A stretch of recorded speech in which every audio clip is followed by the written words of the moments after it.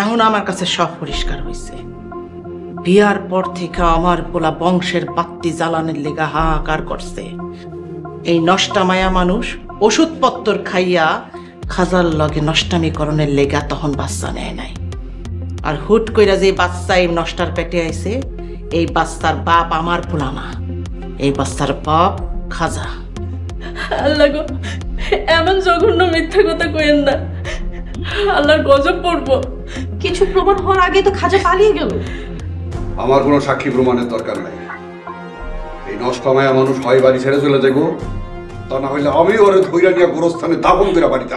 বাবা তুমি এতটা কঠোর হও না, আগে সবকিছু প্রমাণ হোক, আর খাজাকে তো অবশ্যই পাওয়া যাবে। নানুমণি তুমি কিছু একটা বলো। আমার কথাই আমার পোলার কথা। যাই হোক মা, চলো আমিও তোমার লগে জাহান্নাম থেকে বাইর হয়ে যাব। পুতুল, এই বাড়ি ছেড়ে তুই কই যাবি? এখন তুই এই বংশের একমাত্র বাত্তি, এই বাড়ি ছেড়ে তুই কোথাও যাইতে পারবি না। এইটা কইলে হইব না তো আব্বা। তুমি তোমার মায়ের কথা দিনরে রাত বানাইতে পারো, রাত্রে দিন বানাইতে পারো, আর আমি আমার অসহায় মায়ের পাশে দাঁড়াইতে পারবো না? এই নষ্টা মায়া মানুষ তোর কেউ না, এই মা তোরে জন্ম দেয় নাই। জন্ম দিলেই মা হওয়া যায় না বুড়ি, আবার জন্ম না দিয়েও মায়ের রাজত্ব করা যায়। আমার মুখ ছুটায়ও না বুড়ি, আমার মা যদি এই বাড়িতে থাকতে না পারে তোমার পাপ কিন্তু মাফ হইব না। মামা নানুমণি, আমি বলছি কি আজ রাতটা মামি পুতুলের সাথেই থাকুক, পরে না হয় কালকে কি হবে সেটা দেখা যাবে।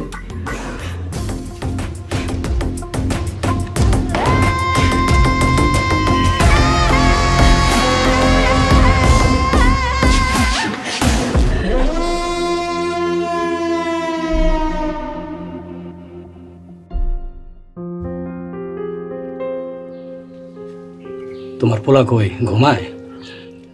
না, ঘরে তো নাই, ওই জন্য তাড়াহুড়া করে বের। ওর কাজ কাম ভাবসাব এমন উল্টাই গেল কেমনে?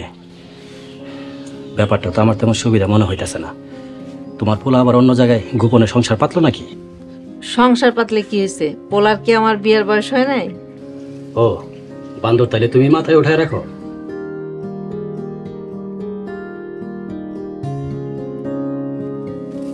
আয় মাস, এখানে বসে। হ্যাঁ বস। বাবা, বুড়া বুড়ি কি নিয়ে আলাপ করতেছে? আবার দেখি ভর্তা ভাত, পুরাই তো পিকনিক। তোরা দুইটা ভাই বোন ছাড়া আমাদের আর আলাপের আছে কি? তোর ওই বজ্জাত ভাইটারে লইয়া কথারও শেষ নাই, চিন্তারও শেষ নাই। কে আমার ভাই আবার কি করলো?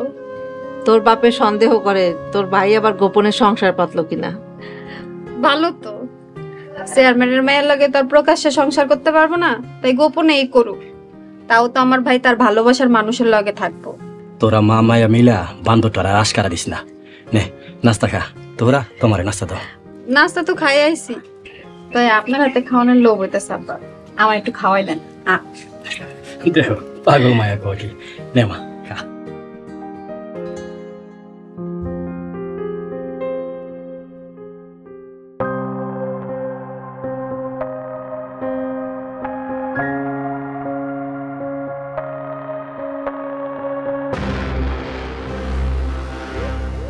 খাজা নাকি গ্রামে ঢুকছে? ঢুকছে, তাতে তোর সমস্যা কি? খাজার আমার হাতে তুলে দিবি জান। খাজাই কি তোর বাড়ির জামাই যে তোর হাতে উড়াই দিমু? আমার বোন রে ওই কুত্তা তোরা তোর মায়ের আদেশে কি করছে? খাজার আমি কাইটটা ফালি ফালি করুম। আরে বেটা, খাজারে তো আমিও খুঁজতাছি। খাজারে নিজে লুকায় রাইখা কারণ আমার সামনে আইসস বাইস্কোপ দেখাইতে। কয় টাকা খরচ করছস খাজার লিগা? তামাশা করস না? এইসব তামাশা কইরা আমার হাত থেকে খাজারে বাঁচাইতে পারবি না। তুইও খাজারে লুকায় রাইখা বাঁচাইতে পারবি না। আমি নিজে ওরে খুন করব। আপনারা কে খাজারে খুন করবেন সেটা নিয়ে প্রতিযোগিতা করতেছে। এদিকে পাগলির পোলা পিয়া, সেও খাজারে খুন করার জন্য ঘুরতেছে।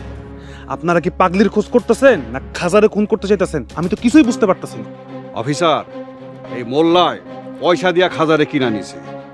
প্রথমে পয়সা দিয়ে আমার পরিরে গুম করাইছে, এরপর খাজারে আমার পরিবারে ঢুকায় আমার পরিবারে আগুন লাগাইছে। এই খাজা হলো ওর জন্ম দেওয়া কুত্তা। ও আর ওর মার আদেশে দুনিয়ার আকাম কুকাম করে বেড়াইতেছে। ওর বাড়িতে এখনো খাজার যাতায়াত আছে। অফিসার, ওরে কন খাজারে প্রকাশ্যে আনতে। খাজা যেহেতু এই গ্রামে আছে, আপনারা দুজন আমাকে সহযোগিতা করেন, আমি খাজাকে ধরি, সব সমস্যা সমাধান হয়ে যায়। খাজায় যেই পাপ করছে ওর শাস্তি একটাই, মৃত্যু। সেটা আমি নেব।